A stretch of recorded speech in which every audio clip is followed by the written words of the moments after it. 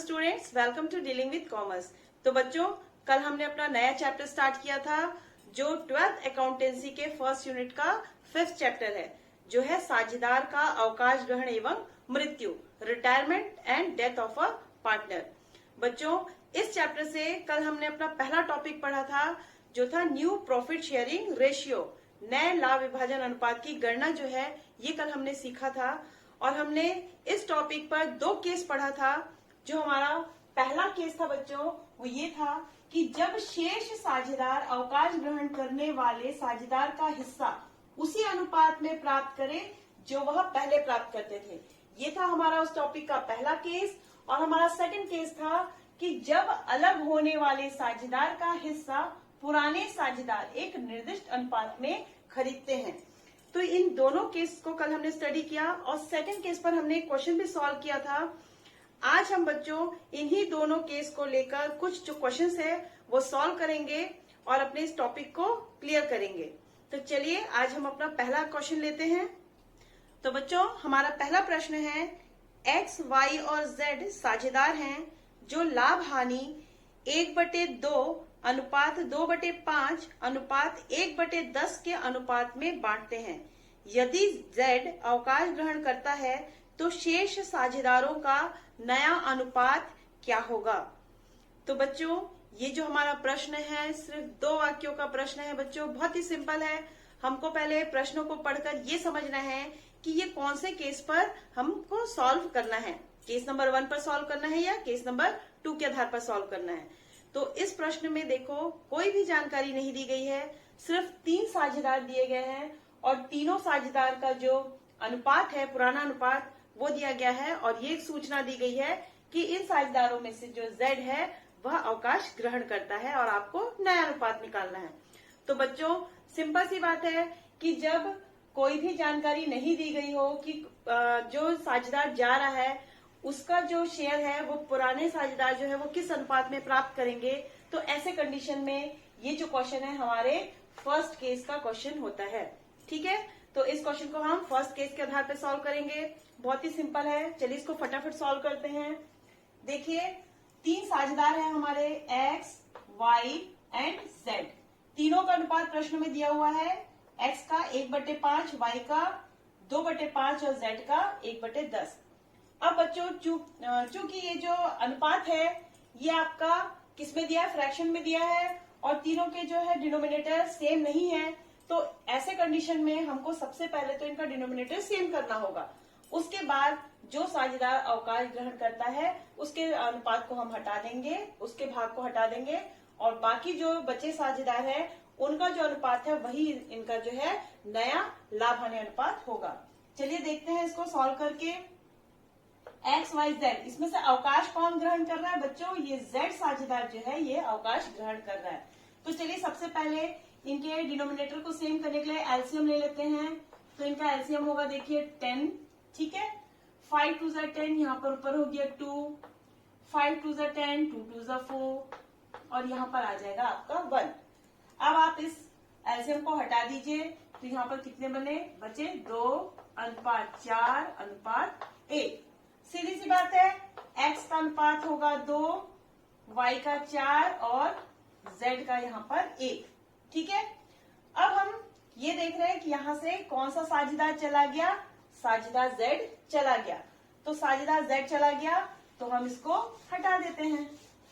अब जो हमारा नया जो है प्रॉफिट शेयरिंग रेशियो कितना बन गया, एक्स और वाई का जो उनका अनुपात है वही अनुपात जो है उनका न्यू प्रॉफिट शेयरिंग रेशियो बन जाता है।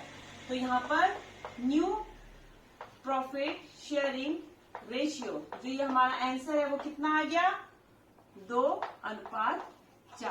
ठीक है, क्लियर है, बहुत ही सिंपल था। चूंकि यहाँ पर फ्रैक्शन में दिया था इसलिए हमको एलसीएम निकाल के सॉल्व करना पड़ा। अगर ये फ्रैक्शन में नहीं दिया रहता तो सीधा सा हम क्या करते, जो साझेदार हमारा चला गया उसके रेशियो अनुपात को हटा देते और जो बचे साझेदार है उनका अनुपात ही उनका जो है नया प्रॉफिट शेयरिंग रेशियो बन जाता। तो ये था हमारा पहला क्वेश्चन। चलिए अब नेक्स्ट क्वेश्चन को लेते हैं और देखते हैं कौन से केस पर आधारित है हमारा नेक्स्ट क्वेश्चन। तो हमारा नेक्स्ट क्वेश्चन है, एक्स, वाई व जेड एक फर्म में साझेदार हैं जो लाभ हानि को 5:4:3 के अनुपात में बांटते हैं। वाई फर्म से अवकाश ग्रहण करता है और उसका हिस्सा एक्स व जेड बराबर बराबर अनुपात में लेते हैं। एक्स व जेड का नया लाभ हानि अनुपात निकालें। तो बच्चों, यह है हमारा दूसरा प्रश्न। इस प्रश्न को पढ़कर हमको ये समझ में आ रहा है कि ये प्रश्न हमारा सेकंड केस से संबंधित है। कैसे? क्योंकि इसमें जो अवकाश ग्रहण करने वाला साझेदार है उसके हिस्से को पुराने साझेदार जो है वो एक निश्चित अनुपात में प्राप्त कर रहे हैं। तो जब ऐसा कंडीशन रहता है तो ये हमारा सेकंड केस कहलाता है। तो चलिए इस प्रश्न को हम सेकंड केस के आधार पर सॉल्व करते हैं।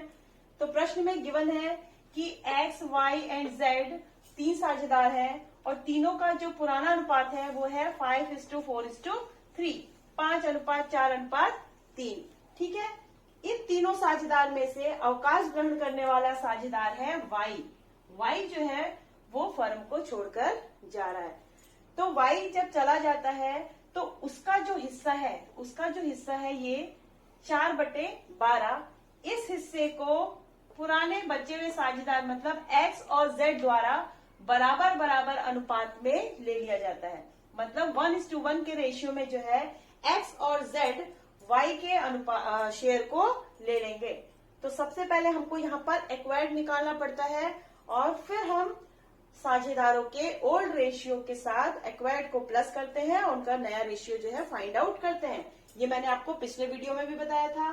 तो चलिए सबसे पहले हमको निकालना है कि वो पुराने साझेदार जो है वो कितना प्राप्त कर रहे हैं। तो देखिए सबसे पहले y का जो हिस्सा है वो कितना है 4/12। इस हिस्से को दोनों साझेदारों द्वारा बराबर लिया जा रहा है। तो x जो है कितना प्राप्त करेगा? x जो है 4/12 का 1/2। ठीक है। तो कितना प्राप्त कर रहा है वो? यहाँ पर आप लिखो 4/24। 4 1 4, 12 2 24। इसको अगर आप और छोटा करोगे तो ये कितना हो जाएगा 1/6। ठीक है। आप इसको काट दीजिए। 4 1 4, 4 6 24। इसी प्रकार जो z है, z का हिस्सा, तो z भी 4/12 जो y का 4/12 है इस हिस्से का ये भी कितना ले रहा है? 1/2 यानी कि आधा। तो कितना हो गया? ये भी आपका हो गया 4/24। इसको भी आप सेम है काट दीजिए तो यहाँ आ जाएगा 6। ठीक है। ये देखिए दोनों क्या हो गया? बराबर बराबर अनुपात में y के हिस्से को ले रहे हैं। x भी ले रहा है 1/6 और z भी ले रहा है 1/6। अब दोनों साझेदारों का एक्वायर्ड निकल गया। अब हम आराम से इनका जो है न्यू रेशियो फाइंड आउट कर सकते हैं क्योंकि हमको ओल्ड रेशियो के साथ एक्वायर्ड को करना पड़ेगा प्लस।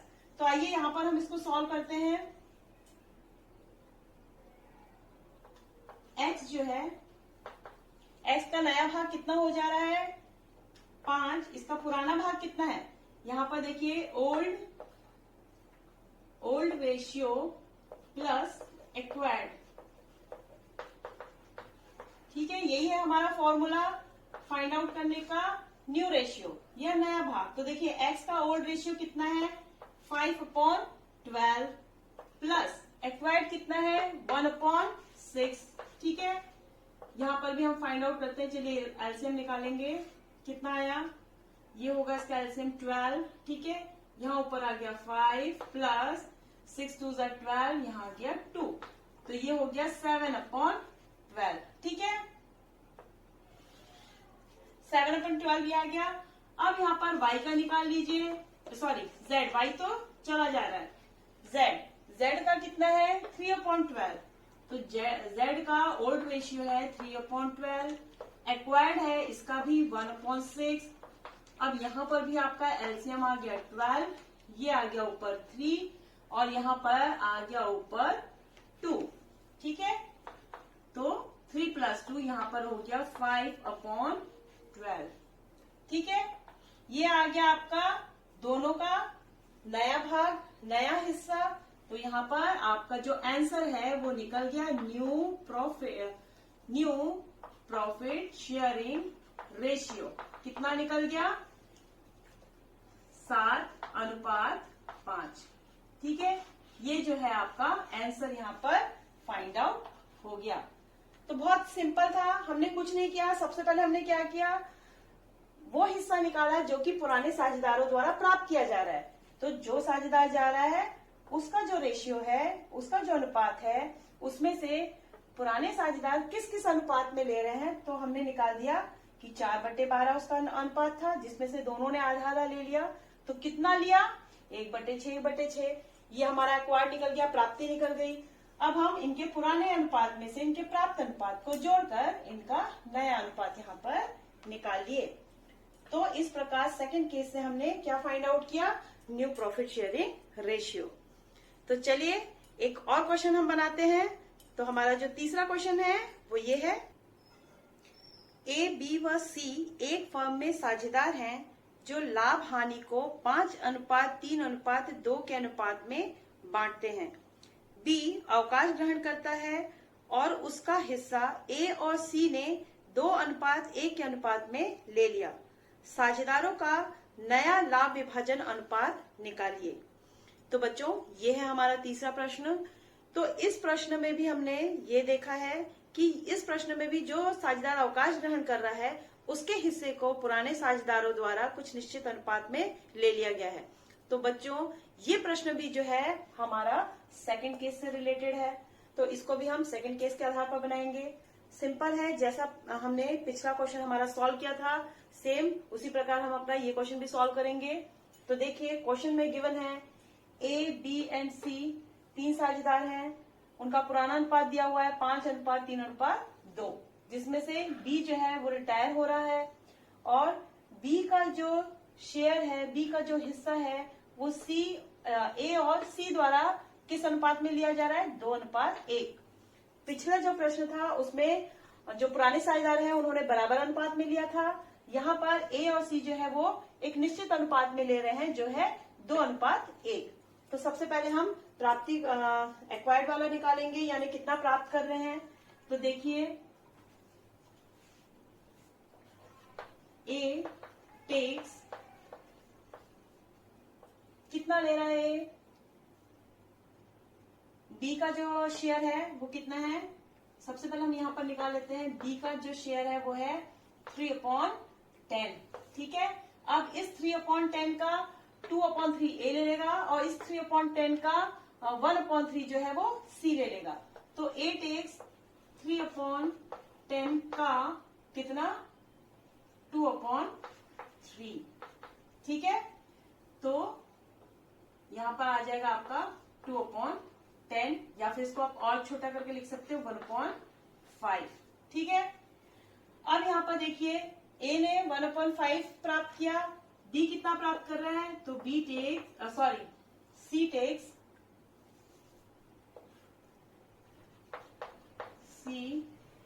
कितना 3/10, जो कि बी का शेयर है, इसका वो ले रहा है 1/3। तो यहाँ पर कितना आ गया 1/10। तो बच्चों यहाँ पर हम लोग 1/5 नहीं मानेंगे, 2/10 ही रखेंगे क्योंकि हमको डिनोमिनेटर सेम चाहिए। तो यहाँ पर देखिए ए ने कितना प्राप्त किया 2/10 और सी ने कितना प्राप्त किया 1/10। ठीक है, यहाँ पर क्लियर है, इनका प्राप्ति अनुपात निकल गया।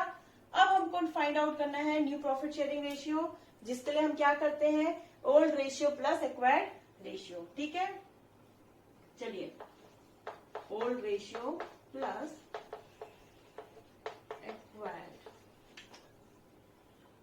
तो ए का कितना हो जाएगा, ए का पुराना अनुपात ओल्ड रेशियो 5/10 प्लस कितना एक्वायर्ड किया 2/10, तो ये हो गया 2/10। उसी प्रकार हम सी का लिख देते हैं, सी का कितना है, सी का है 2/10 प्लस कितना है इसका एक्वायर्ड 1/10। ठीक है, अब इसको आप सॉल्व करिए,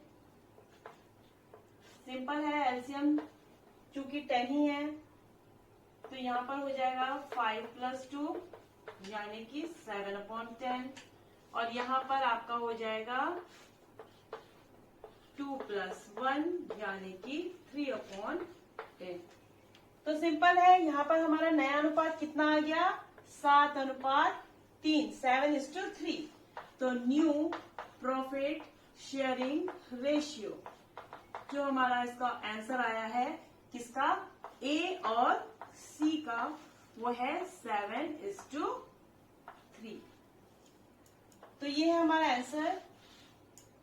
तो इस प्रकार जो है हमको कोई भी क्वेश्चन दिया रहे, चाहे किसी भी केस में दिया रहे, हम इसको आसानी से अपने फॉर्मूले के अनुसार सॉल्व कर सकते हैं। तो बच्चों, इन 3 प्रश्नों से हमको जो है ये टॉपिक पूरी तरह क्लियर हो गया होगा। फिर भी आप इससे रिलेटेड जो है क्वेश्चंस बनाते रहेंगे, प्रैक्टिस करते रहेंगे। अगली वीडियो में नए टॉपिक के साथ फिर हम मिलेंगे। तब तक के लिए बच्चों, कीप प्रैक्टिसिंग।